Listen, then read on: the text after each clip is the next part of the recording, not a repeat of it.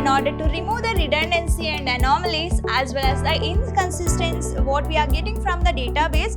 So we are going to do the decomposition. The dependency maintenance or preserving of that dependency will going to be an important constraints of the database. Consider this BCNF as a stronger normalization form even than the 3NF. Two or more independent attributes depends on one attribute, then we are going to call that as a multi-valued dependency.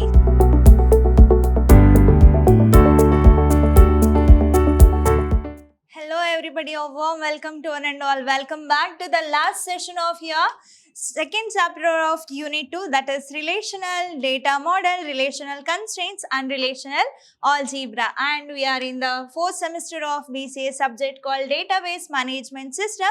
In short, it is Dbms. I am Rohini TS, Department of Computer Science, Vidhyaashram First Grade College, Temple of Excellence, MYSURU.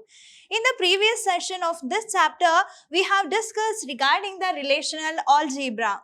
So in that, we got to know the definition of this relational algebra. Along with that, I have discussed regarding what are the basic relational algebraic functions or operations we have in it.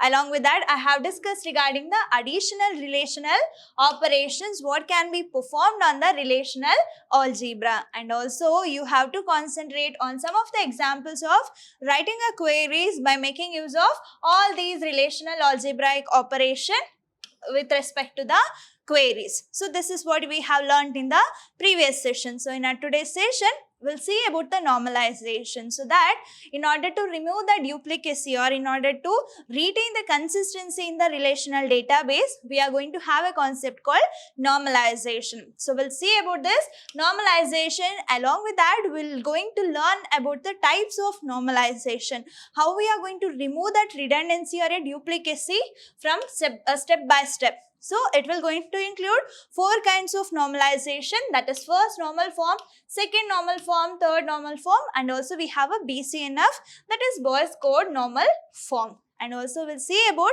what do you mean by functional dependencies, whether it is needed or not. And also we'll see about the transitive and multi-valued dependency. This is what we are going to learn in our today's session. Let me get into the session that is regarding normalization. So, in the previous chapter or even in the previous session, we have learned if it is a relation, then it consists of rows as well as the column. I'm supposed to say rows as well as the column. It has to be tuples and it must be attributes. So, row indicates the tuples or a records and attributes indicates the column. So, together we are going to call that as a table. Instead of table, in the relational data model, we have to call that as a relation. So, that relation consists of records as well as consists of attributes. So, then what is the need of having this normalization? Why it is required? For example, you just imagine you are maintaining some of the data book. That means you are maintaining the details about some instance or you are maintaining the details about the college, something like that. Okay. So, what if it is consist of same content in all the pages? Will it be fine in order to have the same content in all the pages?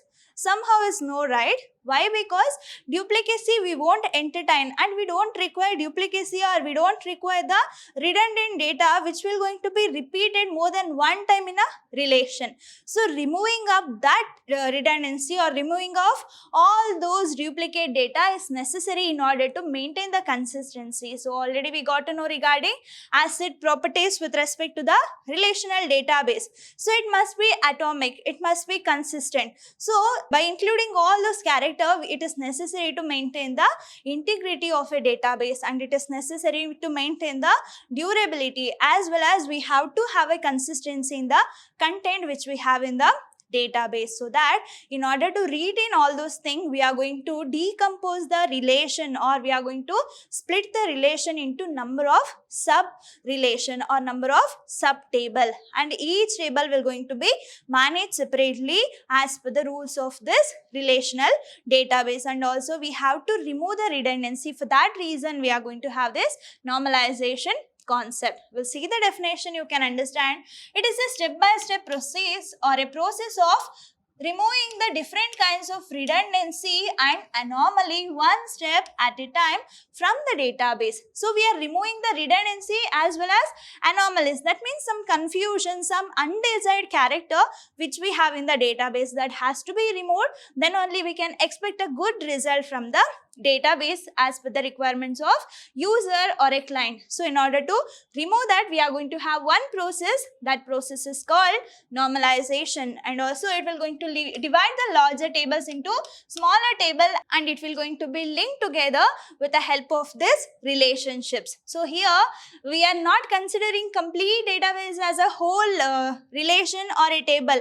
As per the requirements, as per to maintain the consistency, that needs to be divided into smaller table or a relation. So then maintenance of that relation will going to be easier with the help of this relationship concept. And also this normalization is a formal process for determining which field belong in which table in a relational database. So we are finding which column or which attributes or which field belongs to which table. So for what reason we are having it, what is the relationship between one table to another table, how it is related to each other, everything can be easily found out with the help of this normalization concept. So that it is a process of organizing the data in a database mainly to avoid the data redundancy. Redundancy in the sense duplicacy. We are having a same content more than one time. That is what data redundancy, that has to be reduced in order to improve the efficiency of a database.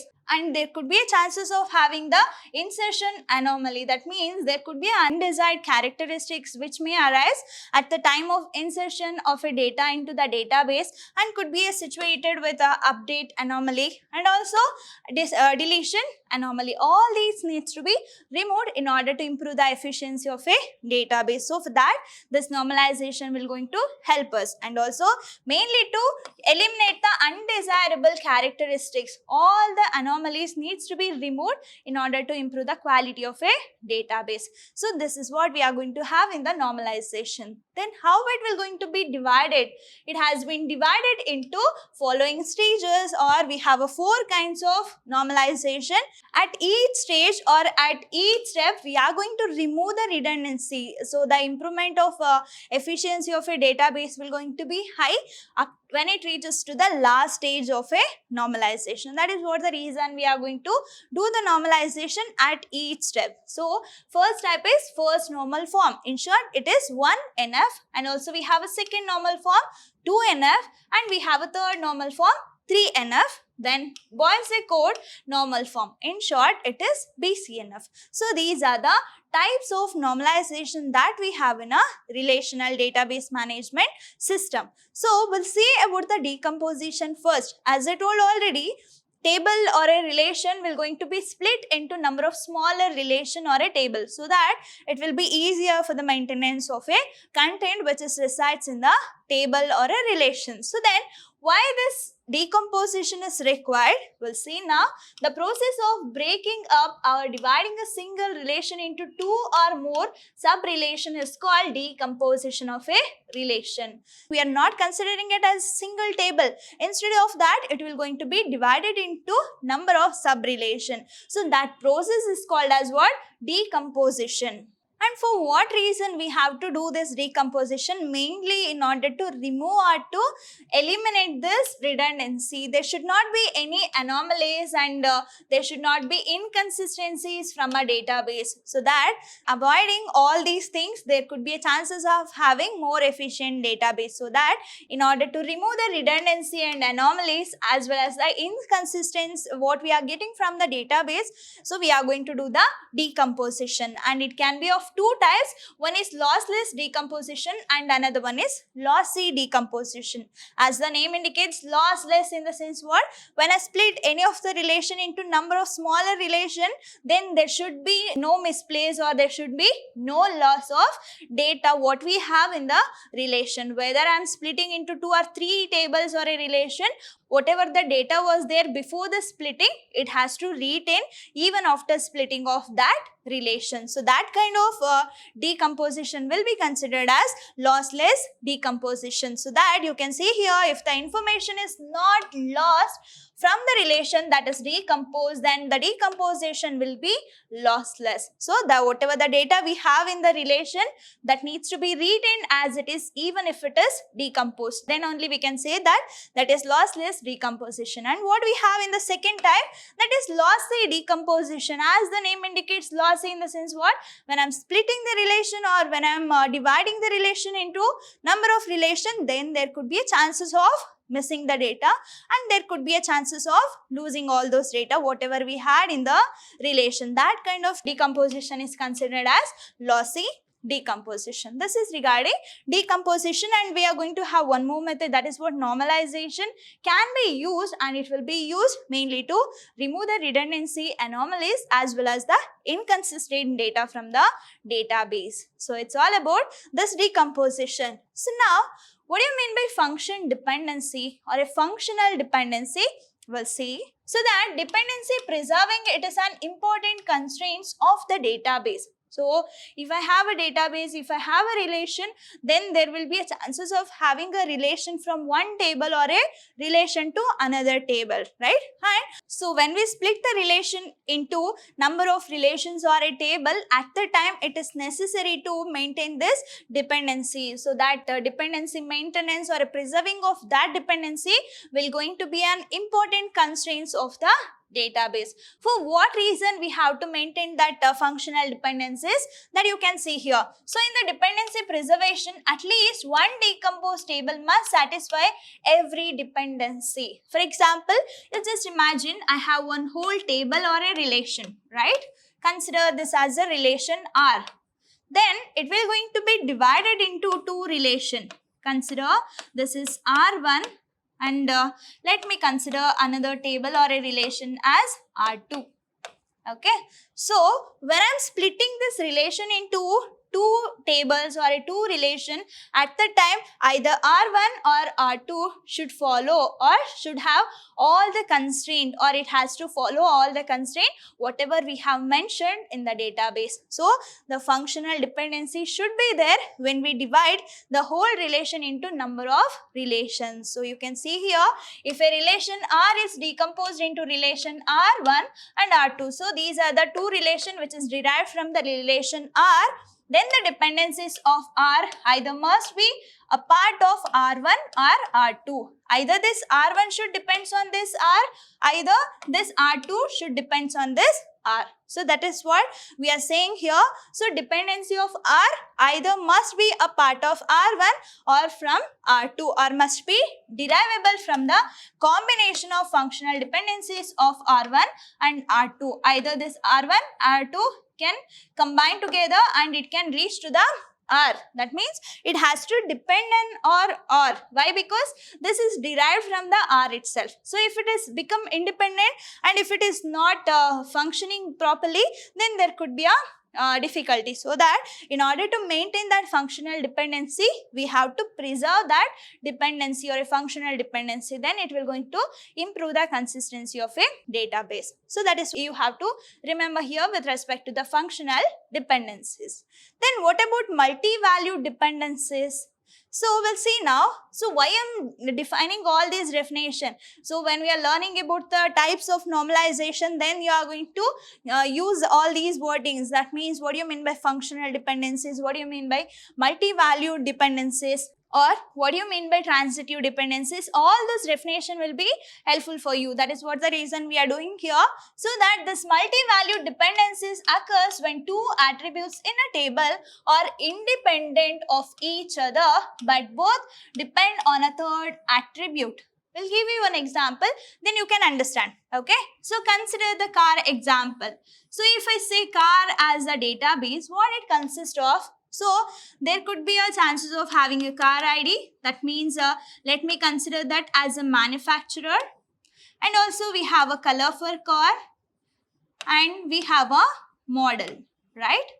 So this color consists of black, red, gray. So there could be a list of colors, and also model will going to be differ from one company to another company. So if you see here, we have totally 3 attributes, right? So if it is a car is a relation or a table, we have 3 attributes, that is what car ID or a manufacturer, and also we have a color and then model. So this color is independent, so it doesn't depends on anything. Even model is independent, it doesn't depends on anything. But these 2 attributes are independent to each other. That means color is independent and this model is also independent. But this color and model will going to be depends on the type of a manufacturer company. It will be based on its brand. So that is what these 2 attributes are independent to each other, but it depends on another attributes, or it depends on the third attribute, that will going to be considered as what?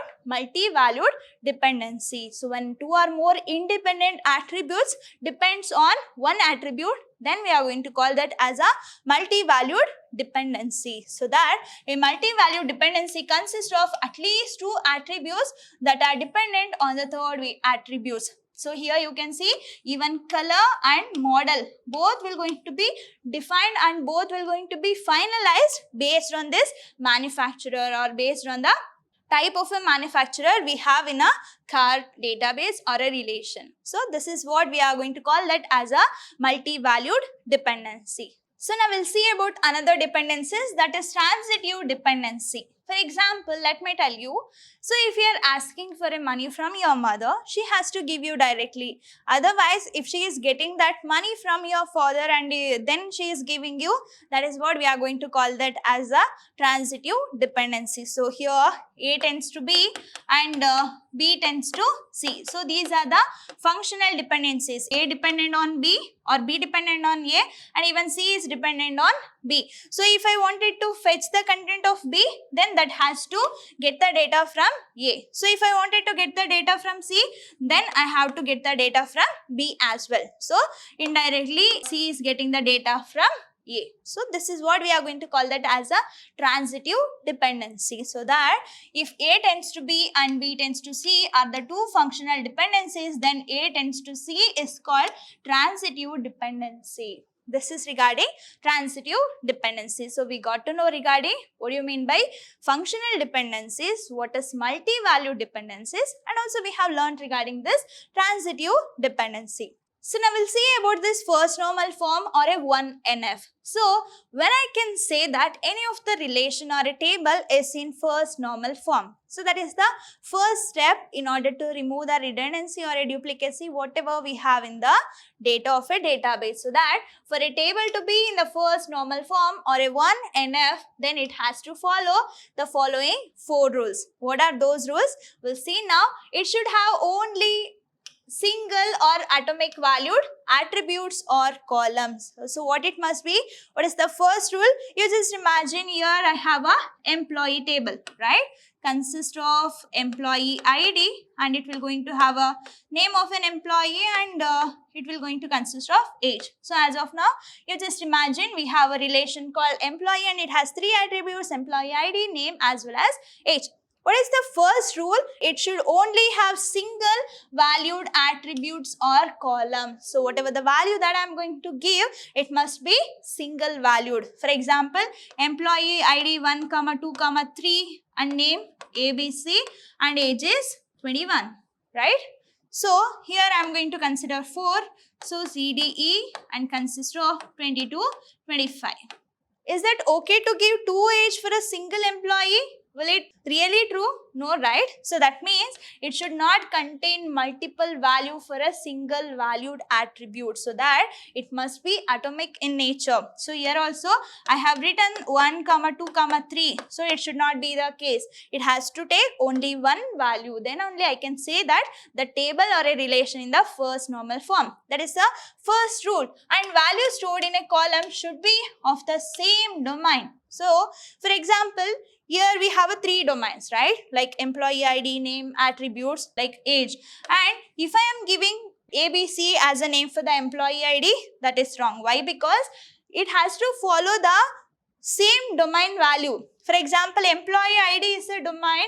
The set of values, whatever I am giving, that has to be same as of the data type, whatever we have mentioned when we are creating a table. So that instead of taking the names, if I am giving the age here, then I can say that this table or a relation is not in the first normal form. If it has to be in the first normal form, then whatever the relevant values or tuples that we are filling should be of same domain. That is the second rule. And also all the columns in a table should have unique names. So here we have three columns: employee ID, name, age. So we have three attributes of unique name. I don't have a same attribute name twice or thrice in a same table. So here I can't have age attributes again.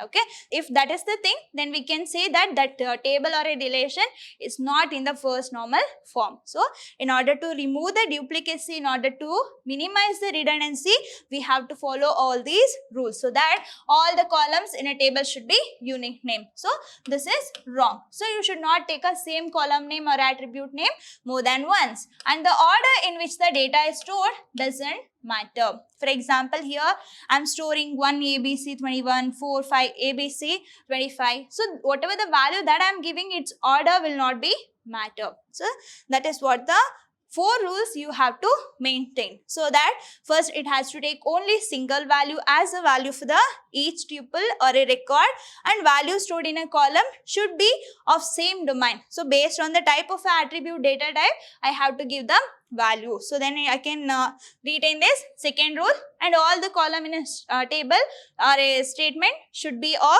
unique name. So no more than one attribute can have a same name in a same table, and order in which data will going to be stored is not so matter. So these are the 4 rules we have to maintain. So we'll see one of the example here.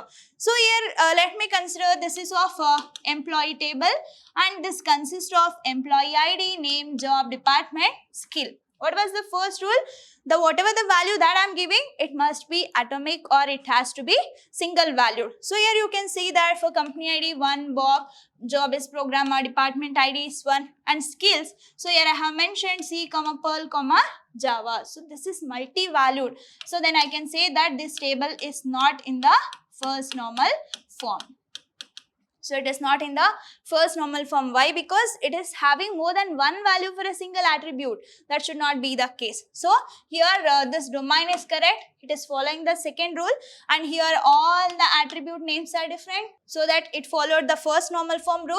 And here in the last, whatever the order we are giving, so that won't matter. So that in order to be this employee relation has to be in the first normal form, then I should not take multi-value for a single attribute. Then only I can say that this table or a relation is in the first normal form. So as of now, this is not in the first normal form. And if I wanted to make that as a first normal form, again I have to write a employee ID, name, and we have a job, and it consists of department ID, then it includes the skills. So here let me consider one, name as ABC, and job is XYZ, and their code is 12, and skill will be C, or you consider this as a C#. Okay, so then now we can say that this is in the first normal form, right? So we'll see about the second normal form then. So already we got to know the rules of a first normal form. If I wanted to say any of the relation or a table is in the second normal form, what are the rules it has to follow? Mainly it should be in the first normal form. So if you wanted to reach second standard, first you have to pass the first standard. That is what, if I wanted to consider any of the table to be in the second normal form, first it should be in the first normal form. Already we know the rules of first normal form. Whatever the rules we have mentioned in the first normal form, that has to be satisfied as a first step for the second normal form. And it should not have a partial dependency. There should not be partial dependency. Let me take one example to make you understand. Consider I have a teacher table, right? So what teacher consists of? Teacher will going to have the teacher ID, and name will be there, and also that teacher will obviously will going to have a age, right?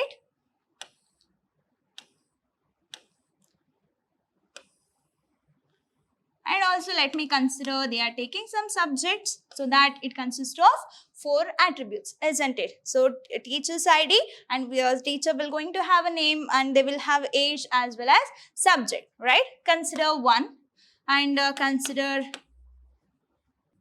name as Rani 24, and subject you consider C. And here consider teacher ID 2 and here Raju 26 and consider Java. Okay. So then you can see here we have 4 attributes: teacher ID, name, age, as well as the subject. So is this subject is of independent attribute or independent property or a field? No, right? This subject is depends on a teacher who is taking that, and here age is also dependent on the teacher's ID. What is the age of that particular teacher? And also name is also dependent on the teacher's ID. So that this is what we can say that it is of partial dependency is there, because if I wanted to say what is the name of a teacher who is taking a subject C, if I wanted to find the name of a teacher, then I have to uniquely identify their teacher ID. So it is depends on that. Then how can I split into number of tables in order to remove this, or what I wanted to do now? That is what decomposition. So let me consider teacher personal details, right? So personal details, in that I am going to have a teacher ID and their name will be there as well as age. So this will be my one record or a table. And let me consider teacher's academic or teacher's diary. So in that you consider teacher's ID will be there, and it consists of the subject what they are taking. So here no partial dependency. This subject depends on a teacher's ID as well as this age depends on a teacher's ID. So there is no partial dependency. If I wanted to find the name of a teacher who is taking that subject, at the time the subject has to depend on the name as well as the subject has to depend on the teacher's ID, but that should not be the case. So in order to remove that partial dependency, then we have to follow this decomposition. Then only we can say that this is in the second normal form. And also you can see one more example here. We have a score ID, student ID, subject ID, marks as well as the teacher, right? So this is all the attributes of one table called student database or student academic resultant. So that will be the name of this relation. So here you can see student ID 10, 10, 11. That means this 10, 10 is of same student, right? So this student will going to retain 2 marks, that is 70 as well as 75. And that was taken by the Java teacher as well as C++ teacher. So this marks will going to be depend on the subject ID. So if I wanted to find the marks of a student based on the student ID, then it will going to be depends on the marks as well as the subject ID. That means there is a partial dependency from one attribute to another attribute. So in order to remove all those things, it will going to be based on the score ID as well as the student name. So in order to remove that dependency, we can divide or we can have a decomposition methodology in order to remove the dependencies. This is how this second normal form will going to work. So we'll see about the third normal form. So if I wanted to call any of the relation has to be in third normal form, mainly it has to be in the second normal form. So if it is should be in the second normal form, it's supposed to be in the first normal form as well. So that is what it is in the second normal form. It has to maintain the second normal form and it does not have transitive dependency. So already we know that A tends to B and B tends to C. So indirectly or directly this C is taking a data from A, but that should not be there in the third normal form. If there is a chances of having a transitive dependency in any of the relation table, then we can say that that table or a relation is not in a third normal form. It has to be in the third normal form. Then the transitive dependency should be removed. Then only we can say that this table or a relation is in the third normal form. So then what about this Boyce code normal form or a BCNF in short?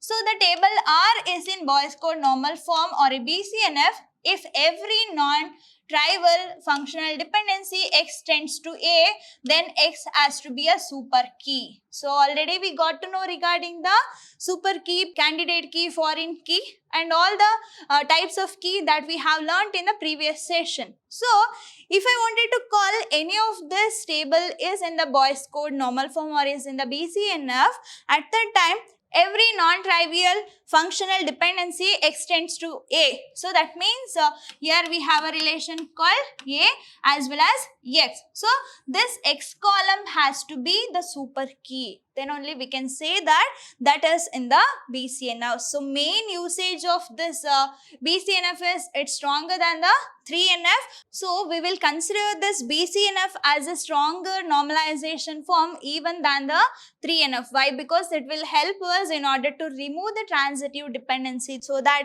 it will going to eliminate the second condition for 3NF. That is what? Transitive dependency will going to be removed from this BCNF methodology or a normalization, so that we are making the attribute like we are which is depends one relation or attribute which is depends on the another, that has to be a super key, that is a collection or a combination or a subset of the keys which is help us in order to identify the row or a tuple uniquely. So if it is there, then it is helpful for us in order to remove that transitive dependency. That is also possible when we are in this BCNF normalization form. So which will going to allow the right side of the functional dependency to be a prime attribute. So if you are making that as a prime attribute, then it will depends on the super key. So then we can say that that is not in the transitive dependency. So there is no transitive dependency.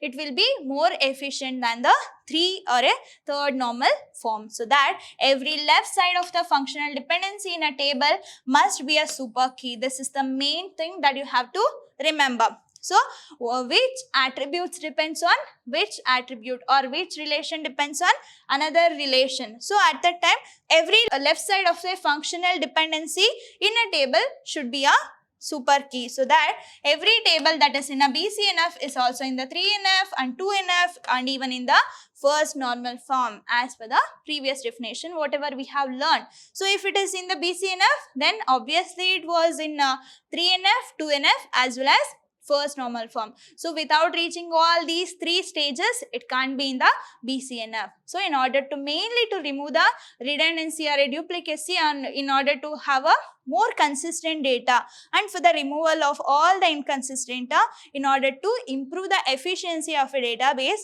we are going to have all these type of normalization methodology. It's all about today's session, and we are done with the unit 2. So in my coming session, we are going to learn about the unit 3. In that we have 2 chapters. Among that, first chapter is regarding advantages of Dbms. This will be the content of my next session. Let me meet you in the next session. Until that, keep learning, keep on growing. Thank you.